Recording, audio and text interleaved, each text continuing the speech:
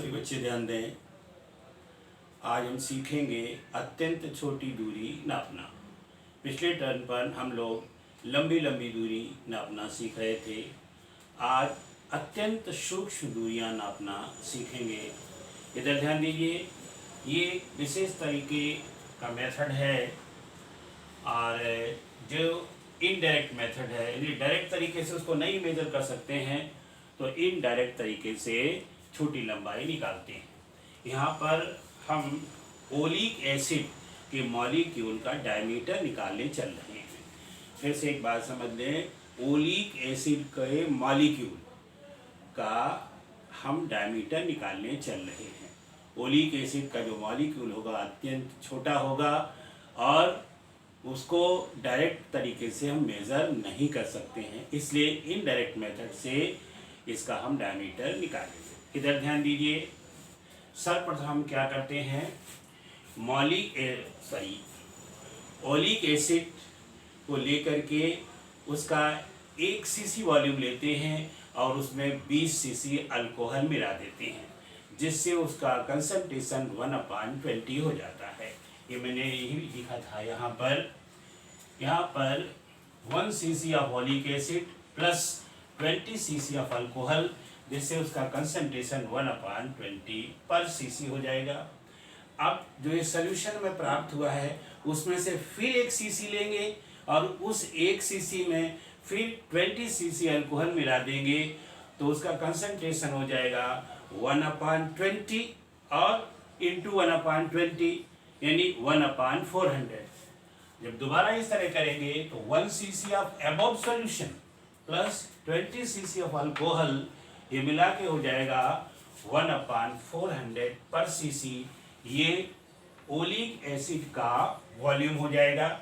अब देखिए, इस ओलिक एसिड की हम n ड्रॉप्स, ध्यान दीजिए, इस तरह जो सोल्यूशन बना है उसकी n ड्रॉप्स ले करके वो पिपेट की सहायता से उनका वॉल्यूम निकाल लेंगे, पर ड्रॉप का वॉल्यूम निकाल लेंगे और n ड्रॉप को हम पानी से भरे हुए टब में डालेंगे। जैसे ही हम पानी से भरे हुए टब में डालेंगे वो चारों तरफ फैलने लगा। क्यों?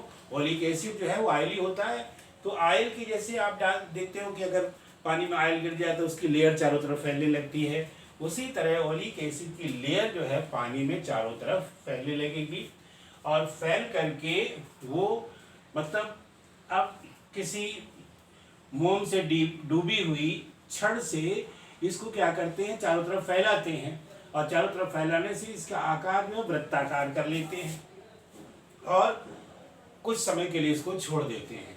जब इसको कुछ समय के लिए छोड़ देंगे तो अल्कोहल वेपराइज हो जाएगा। सभी बच्चे समझ रहे होंगे ना? कंसंट्रेशन ओलिक एसिड का कितना है? 1/400 है और जब यहाँ छोड़ देंगे तो अल्कोहल उड़ जाएगा। अब जो हमने n ड्रॉप यहाँ से लिए हैं, कितने ड्रॉप लिए हैं? n ड्रॉप, वो यहाँ गिराए हैं, वो वृत्ताकार फैल गए हैं। फैलने के बाद उसका अल्कोहल उड़ गया है, तो उसमें अब क्या रह गया है? केवल शुद्ध रूप से ओलिक एसिड रह गया है। तो यहाँ ध्यान दीजिए,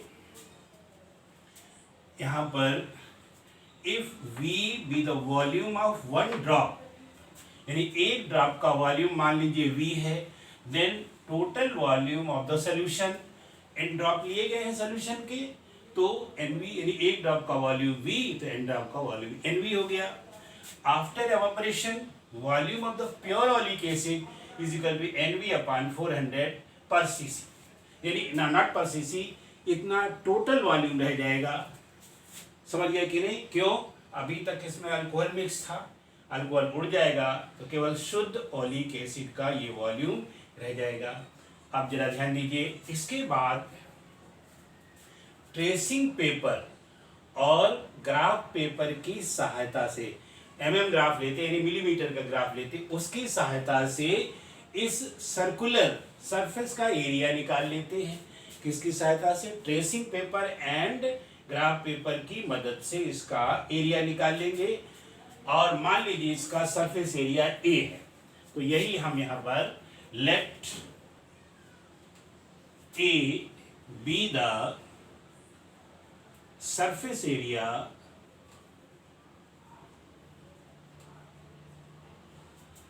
of the disk thus found, यानी इस तरह से जो डिस्क बनी है उसका सरफेस एरिया A है एंड इट्स थिकनेस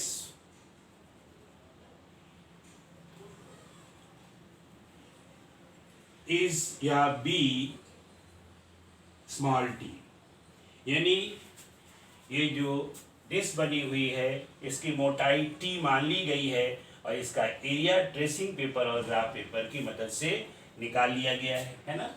तो अब इधर ध्यान दीजिए, therefore volume of the disc, जो डिस्क बना हुआ है उसका volume is equal to AT। सभी बच्चे जानते होंगे सिलेंडर का वॉल्यूम क्या होता है, area of the base multiplied by height. तो यहाँ पर हाइट की जगह थिकनेस है तो AT हो गया।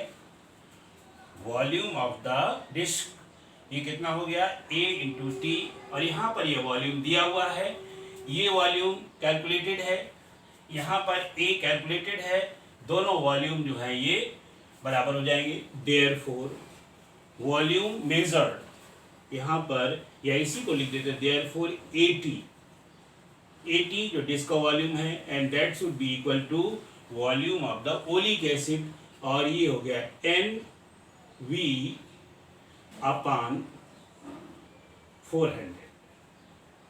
Therefore T is equal to NV upon 400 multiplied by A, या इंटू A कर देंगे, ये आ जाएगा थिकनेस, यानी इस डिस्क की थिकनेस आ जाएगी।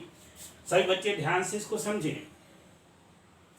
अब यहाँ पर मैंने क्या बताया, ये जो लेयर बनी हुई है, डिस्क बनी हुई है, वो वास्तव में ये कल्पना की गई है कि सारे मॉलिक्यूल जो है इस तरह से फैले हुए, जैसे मटर के दाने फैला दिए जाए और फैलाने के बाद एक डिस्क बन जाए, तो ये फैले हुए हैं। तो आपने जो थिकनेस निकाली है वो क्या आ जाएगी, ये एग्जाम्पल है कि मटर के दाने का डाया आ जाएगा, डायमीटर आ जाएगा। तो यहाँ पर भी ये जो ओलिक एसिड के गोल जो एटम्स जो मॉलिक्यूल्स हैं उनका डायमीटर T है। तो ये देखिए यहाँ पर मैंने दिखाया है, ये चित्र द्वारा ये इस तरह से बने हुए हैं। तो अगर जो हमने T निकाला है तो वास्तव में क्या है, एक मॉलिक्यूल का डायमीटर है। इस तरह से हम ओलिक एसिड के मॉलिक्यूल का डायमीटर निकाल लेते हैं। देयरफॉर डायमीटर, या यहाँ लिख देते हैं, देयरफॉर डायमीटर, इसको हम व्यास कह सकते हैं, diameter of the molecule of oleic acid T is equal to NV upon 400A। इस तरह से हम इतना, यानी इतनी छोटी जो है वो डिस्टेंस निकाल सकते हैं, यानी ओलिक एसिड के मॉलिक्यूल का डायमीटर निकाल सकते हैं। सभी बच्चे समझ गए होंगे। हिंदी मीडियम के बच्चे परेशान न हो, क्यों, मैंने जो भी इसमें समझाया है पूरा का पूरा हिंदी मीडियम में ही समझाया हुआ है, केवल अंग्रेजी में लिखा हुआ है, इसलिए इसको तो आप आसानी से कर ही सकते हैं। Number of drops of oleic acid ये तो समझ सकते हैं, कंसंट्रेशन ऑफ ओलिक एसिड समझ में आ जाएगा। इसके बाद फिर जो लिखा है उसको आप हिंदी में लिख सकते हैं। यहाँ पर हमने मतलब ग्राफ, मतलब एक तरह से क्या कहिए, चित्र बना के समझा दिया गया है, समझाया है। इस तरह का बुक में नहीं समझाया गया, मैंने केवल आपको समझने के लिए चित्र बनाए हैं, और इसको देख करके भी आप आसानी के साथ समझ सकते हैं। इसको समझ लेंगे और समझ करके लिख कर याद कर डालेंगे।